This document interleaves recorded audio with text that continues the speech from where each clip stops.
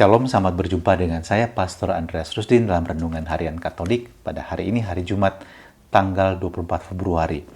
Dan hari ini bagi kita dalam masa Prapaskah, kita berpantang dari makanan-makanan yang mewah dan menyisihkan dari hasil berpantang kita ini untuk kebutuhan orang-orang yang miskin dan berkekurangan. Anda dapat menyalurkannya melalui sumbangan Anda, melalui dana aksi puasa dan pembangunan, dan itu akan disalurkan untuk karya-karya karitatif gereja.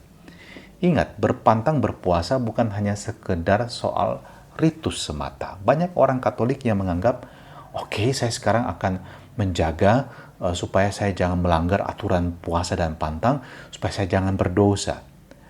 Saudara-saudari, beragama tidak hanya mencari dan mengejar kesucian diri. Kalau Anda jatuh dalam sikap demikian, Anda termasuk orang-orang yang dikritik oleh Nabi Yesaya dalam bacaan pertama dari kitab Yesaya 58 ayat 1-9. Yesaya mengatakan, orang-orang bertanya demikian, kami berpuasa, mengapa engkau tidak memperhatikannya juga Tuhan? Kami merendahkan diri, mengapa engkau tidak mengindahkan juga? Orang-orang Yahudi kalau berpuasa, saudara-saudari, mengenakan kain kabung, duduk di atas tanah dan menaburi dirinya dengan debu sebagai tanda pertobatan. Itu kan dikehendaki Tuhan. Ungkapan lahiriah tanpa pertobatan batiniah adalah sia-sia. Dan bahkan Tuhan menghendaki lebih dari itu. Tuhan menghendaki supaya kita berhenti memukul saudara-saudara kita, dalam bahasa Yesaya, meninju-ninju sambil berbantah, berkelahi. Bayangkan bagaimana Anda berpuasa berpantang sementara ada konflik, Anda berkelahi dengan orang, Anda kemudian mengeluarkan kata-kata yang menyakiti hati orang lain. Tuhan tidak menghendaki puasa seperti itu.